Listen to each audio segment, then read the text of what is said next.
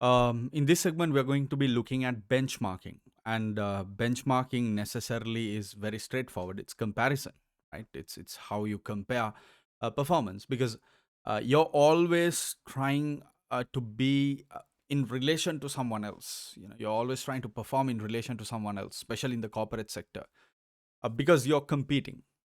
There is really no situation or circumstance where there is a true monopoly, right? A real monopoly doesn't exist because if not a direct form of competition, there will at least be a substitution. So, because of that nature, comparison is always a very common thing, even maybe even indeliberately. Even if you don't want to do it, you end up doing it. It's that common. So benchmarking is kind of the official term that APM uses in this, that the management science uses. It's the process of identifying best practice in relation to the products or services and the processes by which those products are created and delivered. And best practice is important because if you are going to compare yourself with someone, why not do it with the best practice entity? That's the simple logic, right? If you want to compare, if you compare yourself with number 2 or number 5, then you're not really doing the ideal comparison. But if you want to compare yourself, then might as well compare with the best practice. So you try to compare yourself with number 1, with the assumption that number 1 is the best, but it is very relative. The number 1, why the number 1 is at number 1 could be due to many reasons, right? It could be because they started early, not necessarily because they are the best practice practitioner. But uh, in as I said, in finance and in the corporate world, if you're making the most amount of money, you tend to get looked and defined as the number 1. So whenever companies try to benchmark, they try to do benchmark from that terms, even though it is kind of becoming better and better. Um, so what happens here? Okay, benchmarking and the strategic planning process. Look, it's really the idea they want to communicate here is that you can benchmark at any point wherever comparison is possible. You have the freedom to do it. It is up to your judgment whether it's worthwhile doing it or not. And sometimes you can engage in very heavy duty comparison exercise, but it can be totally useless, right? So you have to comparison, of course, because if you're going along the journey of putting an idea into place and selling a product, and you have other people doing it, they are also going through that entire workflow. They're also doing the entire journey.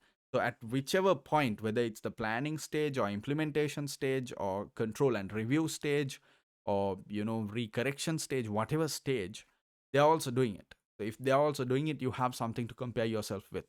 That's why they say benchmarking can be used in all three areas. That's really a very insignificant statement, because the true scope of benchmarking is far wider than that. You can actually go beyond that. Here is the snapshot of the general 7-step process of benchmarking.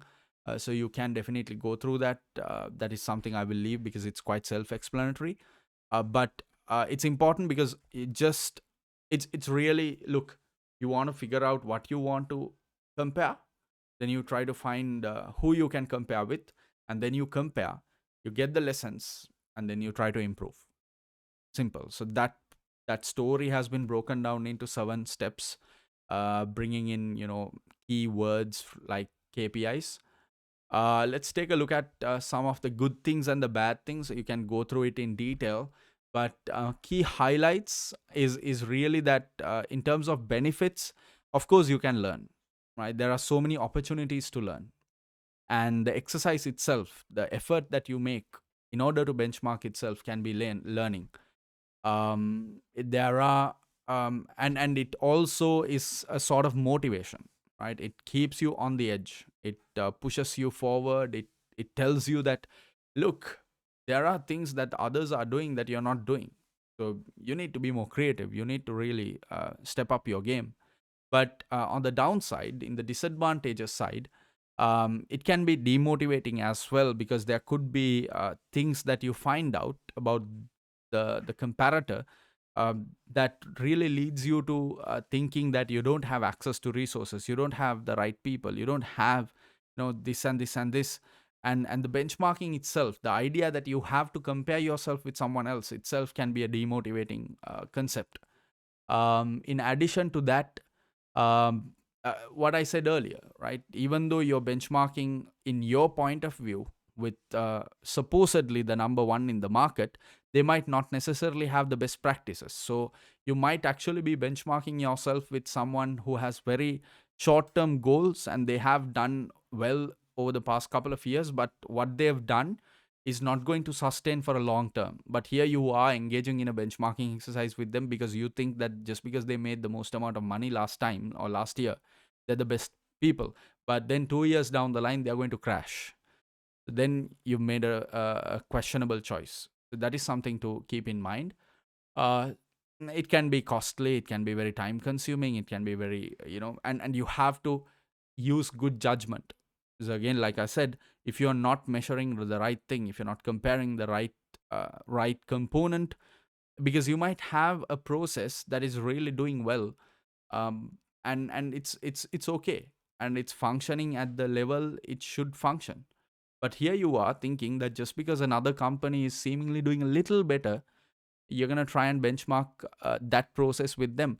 But here's the problem. The problem is that you might have other things where they are more worthwhile benchmarking. So because you're stuck with this particular process which you're doing good anyway, you're wasting your effort, you're wasting your time, you're wasting, your intelligence, you're wasting your manpower on a futile exercise. So there are concerns with benchmarking.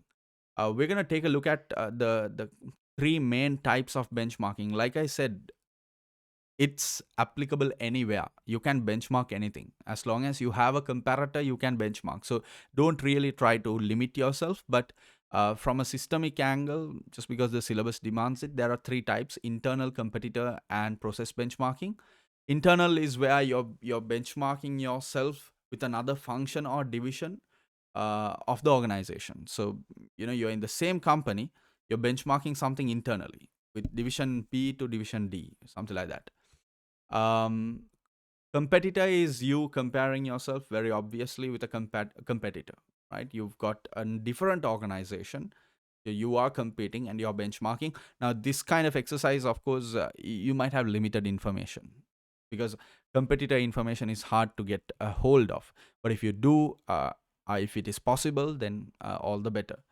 um, and then process benchmarking. So this is not necessarily a competitor. It's really figuring out something, one component of your entire workflow, and you take the best practitioner of that, and it could be something in a completely different industry.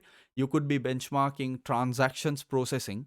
Maybe you're in the hospital sector, but you could be benchmarking yourself with something like travel, like Expedia or something, because they have the best transaction processing software. So you're benchmarking with them, but you're not competitors. You're just trying to learn the best practice. So that is what we call process or activity benchmarking. So that is again another option that you can consider. So with that note, I hope comparison or benchmarking is clear. Don't limit yourself thinking that, look, the syllabus, what it says, the framework, that's just how I have to think about it. Understand what they're trying to communicate, but it's a more freestyle game, benchmarking. All the best, and I'll see you soon.